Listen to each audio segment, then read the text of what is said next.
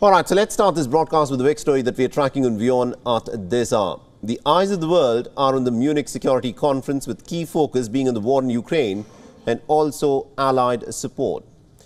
Key speakers today will include the United States Vice President Kamala Harris and British Prime Minister Rishi Sunak. They're expected to highlight their country's position in the world. Rishi Sunak is likely to call for a new NATO charter to ensure lasting peace in Ukraine. Last year, remember, Britain had provided aid to the tune of about £2.3 billion, including armoured vehicles, anti-tank missiles and also a pledge for battle tanks. The United Kingdom has committed to matching or exceeding that level of support in 2023. Some of the key topics that are expected to be discussed at the summit are the visions for Iran, the position of China in the world, prospects for Afghanistan and visions for Ukraine and Russia. At the Munich Security Conference, the Ukrainian President Volodymyr Zelensky has urged allies to speed up with aid work in Ukraine, warning that any delay could actually threaten their own security. He said that after a tank coalition, Ukraine now needs an aviation coalition.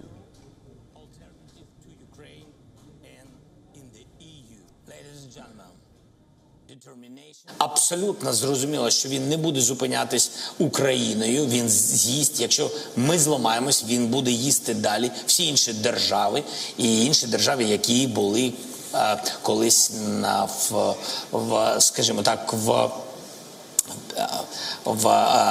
в радянському.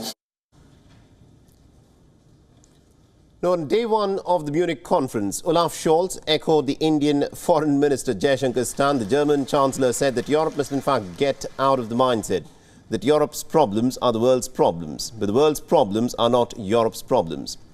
The allies France, Germany and Poland have also confirmed their continued cooperation in helping Ukraine with its self-defense and strengthening the alliance's eastern flank. So this is what we can do now. Wir kommen zusammen in einer Zeit, in der Russland die Ukraine überfallen hat, einen furchtbaren Angriffskrieg gestartet hat. Und wir alle zusammen haben in den letzten Wochen und Monaten sehr viel dafür getan, möglich zu machen, dass die Ukraine sich verteidigen kann, dass sie ihre Integrität und Souveränität schützen kann. Nous coordonnerons sur également les sujets économiques et d'industrie de défense, parce que nous avons à cœur tous les trois, au fond dans ce contexte, de pouvoir protéger notre Europe, de le faire en croyant dans une Europe de la défense qui est une composante non concurrente mais constitutive de la force de l'OTAN. Et nous l'avons aussi montré en renforçant très fortement notre investissement commun dans le flanc Est. Bez naszego wsparcia Ukraina się nie obroni. Bez wsparcia wspólnoty Zachodu, państw demokratycznych, Ukraina upadnie, zostanie zdobyta przez Rosję, zostanie pokonana przez Rosję i nie będzie pokoju na świecie, bo ja nie mam wątpliwości, że Rosja się na Ukrainie nie zatrzyma. W związku z powyższym nie ma innego wyjścia, tylko musimy wspierać Ukrainę ze wszystkich sił. Dziękuję za to wsparcie i panu kanclerzowi, i panu prezydentowi, bo ono jest przekazywane i z Niemiec, i z Francji. Tego wsparcia z Zachodu potrzebne jest jeszcze więcej.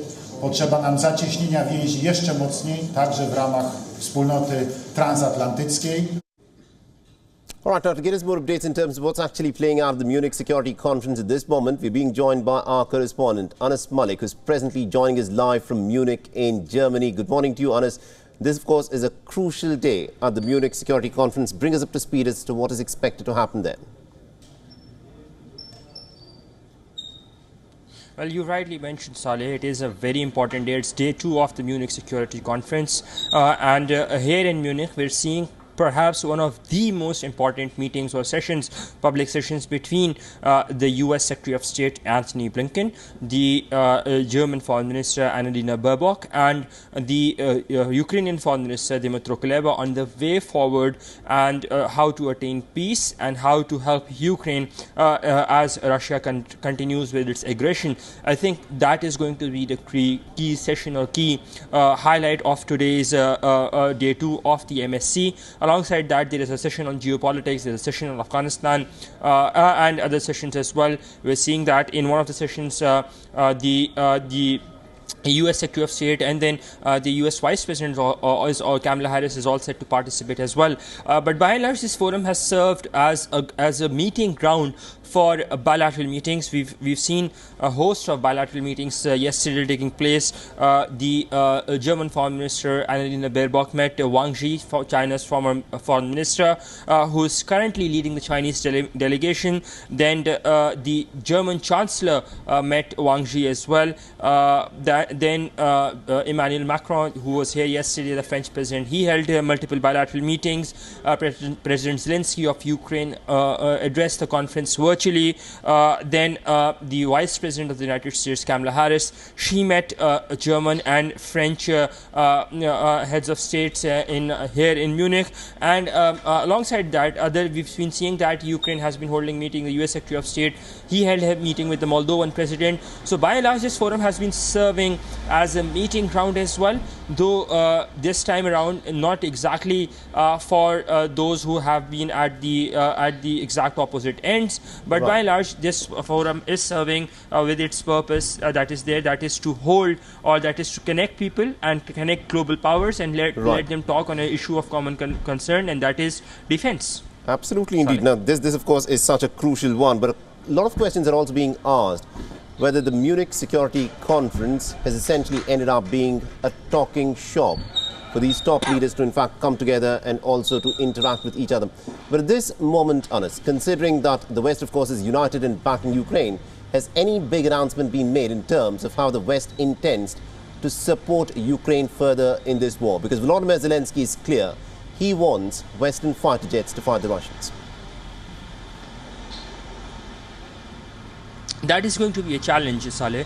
At this point of time, there is only renewed reiterations or commitments or supports, or rather announcements. For things to transpire practically, it will take time, but perhaps the takeaway from yesterday's announcements was that Olaf Scholz, the German Chancellor, pardon me on that, and the German Defense Minister both have said that Leopard tanks will be delivered in coming days. The German Defense Minister making it clear that it will be delivered to Ukraine by the end of March, that is in the coming month. So that's not just far away, it's what, 45 days, probably 40 days from the time then that we're looking at that more tanks would be delivered to Ukraine in practicality to help them. That being said, onto your first part of the question, it looks like there is a semblance of this becoming a Western echo chamber, with Russia and Iran being disinvited or uninvited from the forum, and that is a departure from the past, because we've been talking about it yesterday as well, that this forum has served as a meeting ground for those who are not so like-minded, but in the backdrop of the Russian aggression on Ukraine, where Ukraine's plea and pledges have been, and their focus would be to get more and more weapons, to get more and more arsenal for the spring offense or the counter offense and the summer counterattack, to cut down on the Russian aggression. That in the backdrop of that, this disinvitation or uninvitation to Iran and Russia would be seen in bad taste. But the organizers say that this was much needed and this had to be done. They had to do what they had to do. Absolutely, indeed. Thank you very much indeed, Anas Malik, for joining us and getting us those updates. We'll of course come back to you as more details emerge at Munich. WION is now available in your country. Download the app now and get all the news on the move.